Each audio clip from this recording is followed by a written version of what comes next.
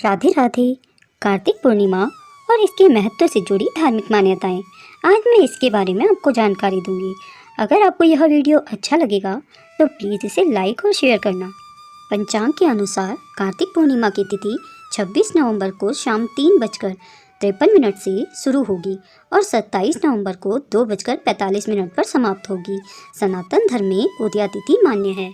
कार्तिक पूर्णिमा का व्रत सनातन धर्म में महत्वपूर्ण स्थान रखता है। कार्तिक पूर्णिमा को त्रिपुरी पूर्णिमा और गंगा स्नान के नाम से भी जाना जाता है। 27 नवंबर को कार्तिक पूर्णिमा मनाई जाएगी।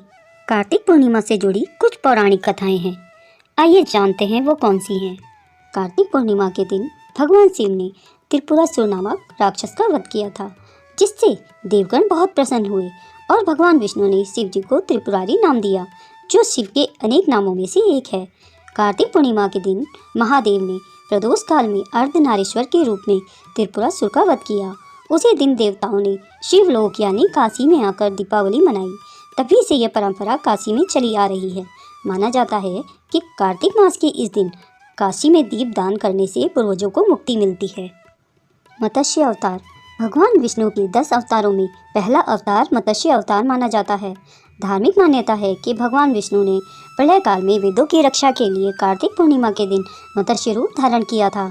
मान्यता यह भी है कि कार्तिक मास में नारायण मत्स्य रूप में जल में विराजमान रहते हैं और इसी दिन मत्स्य अवतार को त्याग कर वापस वैकुंठ धाम चले जाते हैं।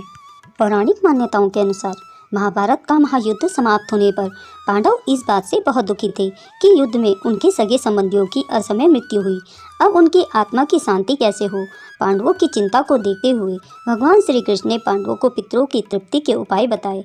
कार्तिक पूर्णिमा को पांडवों ने पितरों की आत्मा की तृप्ति के लिए गढ़मुक्तेश्वर में तर्पण और दीपदान किया।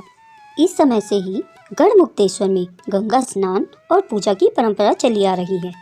कार्तिक पूर्णिमा की ही एक और पौराणिक कथा इस प्रकार है।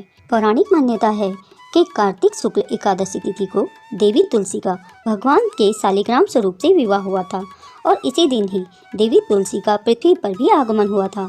इस दिन नारायण को तुलसी अर्पित करने से अन्य दिनों की अपेक्षा अधिक पुण्य की प्राप्ति होती है। पौराणिक मान्यताओं के अनुसार इसी दिन ब्रह्मा जी का ब्रह्मा सरोवर पुष्कर में अवतरण हुआ था। कार्तिक पूर्णिमा के अवसर पर लाखों की संख्या में तीर्थयात्री ब्रह्मा की नगरी पुष्कर में आते हैं। पवित्र पुष्कर सरोवर में स्नान करने के पश्चात ब्रह्मा जी के मंदिर में पूजा अर्चना कर दीपदान करते हैं और देवताओं की कृपा पाते हैं। प्राचीन काल में एक और मान्यता के अनुसार एक कथा में भगवान विष्णु के योग निद्रा से जागरण से प्रसन्न होकर समस्त देवी देवताओं ने पूर्णिमा को लक्ष्मी नारायण की महाआरती करके दीप प्रज्वलित किए। यह दिन देवताओं की दीपावली है, अतः इस दिन दीपदान व व्रत पूजा आदि करके हम भी देवों की दीपावली में शामिल होते हैं। इसीलिए कार्तिक की पूर्णिमा को बड़ा ही महत्व दिया गया है। इसीलिए कार्तिक पूर्णिमा को हिंदू धर्म में सबसे खास माना गया है। शरद पूर्णिमा के बाद कार्तिक पूर्णिमा की तिथि माँ लक्ष्मी को भी सबसे अधिक प्रिय है। इसके साथ ही माँ लक्ष्मी की विधि विधान से पूजा करने से आपको अति शीघ्र ही उनकी कृपा का लाभ होता है। कार्तिक पूर्णिमा पर माँ लक्ष्मी को प्रसन्न करने के लिए कुछ खास उपाय। कार्तिक पूर्णिमा के दिन माँ लक्ष्मी प्रसन्न मुद्रा में पीपल के पेड़ पर वास करती हैं। कार्तिक पूर्णिमा के दिन सुबह स्नान करके अन्न जल ग्रहण करने से पहले पीपल के पेड़ पर दूध में शक्कर मिलाकर चढ़ाएं। ऐसा करने से माँ लक्ष्मी आपसे प्रसन्न होती हैं और उनकी कृपा से आपके जीवन में सभी आर्थिक संकट दूर होते हैं। माँ लक्ष्मी को लगाएं खीर का भोग। कार्तिक पूर्णिमा के दिन माँ लक्ष्मी को केसर की खीर का भोग लगाएं और विधि विधान से माँ लक्ष्मी की पूजा करें। उनकी पूजा में पीली कौड़ियाँ चढ़ाएं और अगले दिन सुबह उन कौड़ियों को अपने धन के स्थान में रख दें। ऐसा करने से आपके घर में साल भर सुख समृद्धि बनी रहेगी और माँ लक्ष्मी आप पर मेहरबान होगी। चंद्रमा को दे अर्घ।